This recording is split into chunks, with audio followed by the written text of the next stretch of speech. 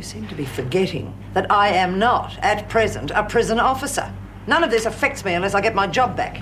We're working on that, Joan. Oh, yes, I can see that. Would you care to show me where it says that my reinstatement is a condition of a return to work? First, we settle the issues that affect all our members. Then, when that's out of the way, we work on the personal grievances. You may call them personal grievances. I was under the impression that that's what all this is about. It was, in a sense. Bolton, I want my reinstatement at the head of your list of demands. No. Well, then I'll just have to go to the press, won't I? Tell them the truth. Union boss uses tragic death of young social worker for political ends. They'll just love that down at Trades Hall. I don't give a damn if you read it or shove it up your jumper. And you can say what you bloody well like to the press. But whatever you do, comrade, bear in mind that we've blacklisted members before and we'll do it again if needs be. If I do read it and still find myself out of a job? Chance you'll have to take. If you read the list of demands exactly as they're written, I'll give you my guarantee the union will do everything it can to get you reinstated.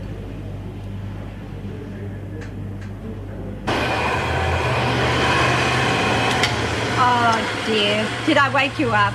No, it's okay, Mum. I had to get up anyway. Would you like some breakfast? Oh, don't worry. I'll fix it myself. Oh, you'll do nothing of the sort. Oh, by the way, Dennis phoned about an hour ago. Why didn't you wake me? Well, you were talking to him last night. There didn't seem to be any urgency. Dennis agreed. Why don't you go back to bed, love? No, I'm awake now. I'm fine, really. It's just I'm bored out of my brain. I can't wait to get back to work. Come and sit next to me for a minute.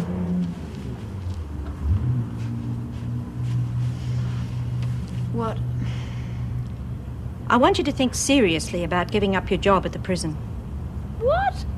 Well, now that you've found a nice young man, it doesn't... Mum, what's that got to do with me giving up my job? It's such a dangerous job, darling. Bill's a policeman. I don't see you telling him to chuck it in. Well, Bill's a man. So? Dealing with criminals is no job for a woman. Forget it, Mum. You've got to stop trying to organise my life for me. I'm a big girl now. I can make my own decisions. While you're living under the same roof as me, I can't help but be concerned. Well, maybe I'd better move out. Look, I don't want to.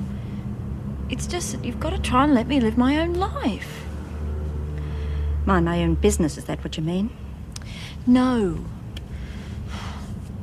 Just try and understand that we don't always see things the same way.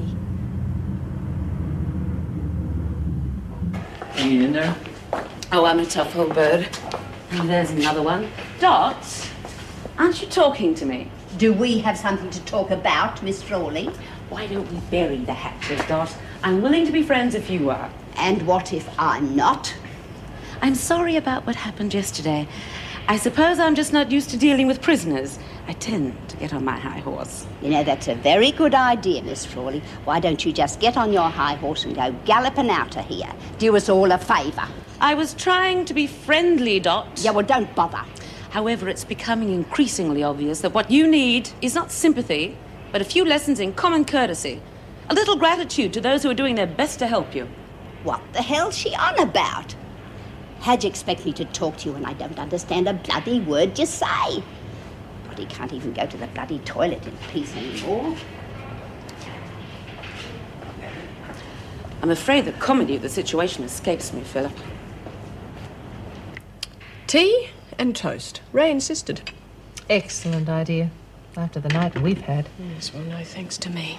What? I mean, to turn my back on a prisoner in the infirmary of all the stupid, unthinking things to do. I think it's called overworked and run down. Look, if she hadn't killed herself, it would have been one of the women. How the department passed her as mentally sound in the first place is beyond me. Department rang a couple of minutes ago. And?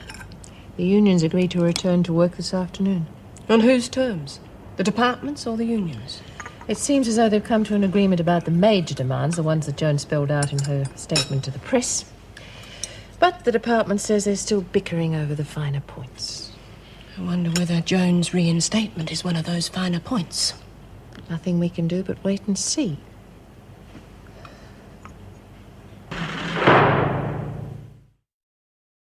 So, once again, thank you all. I suppose we should be thanking you. We've gained valuable experience. And I can't speak on behalf of the others, but I'd be prepared to stay around a day or two until things are back to normal. Well, thanks, but I don't think the union would take too kindly to that. Oh, yes, we're non-union labor now, aren't we?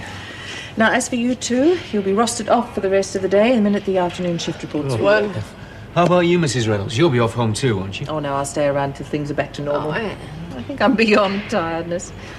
How about going down to reception to relieve Rita? Certainly. Look, maybe you could help me with something, Meg. There's one of those prisoners I'd like to have a word with before I go. Do you think that might be possible? Might be. Which one? Bobby Mitchell. Yes, of course. You want to tell her about her mother's death, don't you? Well, yes, if I think she's up to handling it. But basically, I just want her to trust me, you know.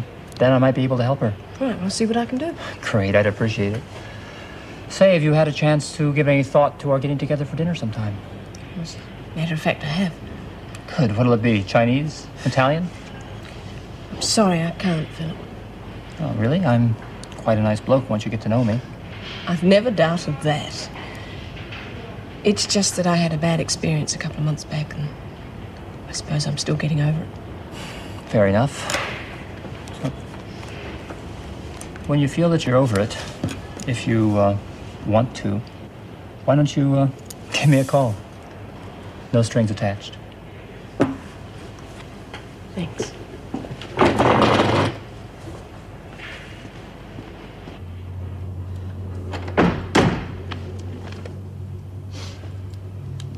Hi.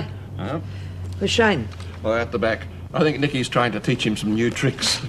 Anyone phone from Wentworth? I haven't left the house in case they did. They will. Do you, see me on TV? Yes, I did. Well, what did you think? Do you want the truth? They say honesty's the best policy. Well, it sounded to me as though Bolton had put words into your mouth. Oh, don't be I ridiculous. can tell when your heart's not in it. You're imagining things. Oh, I don't think so. I've met the likes of Bolton before. All right. I came to some sort of arrangement with Bolton. Your side of the deal was to be Bolton's mouthpiece, and in return he makes sure that you get your job back. Something like that. Well, if that's the case, it's a bit odd that Wentworth haven't phoned yet. I did the only thing I could do. In that case, there's nothing further to be said. No, I don't suppose there is. I'll get lunch.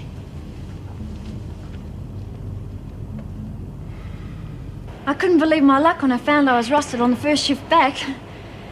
I feel like I haven't seen you for weeks. It must be a relief for you. And, you've got an added day's grace. I'm off home as soon as everybody's signed on. Don't suppose they'll knock back the improved conditions. Or pay. Hardly seems fair, does it?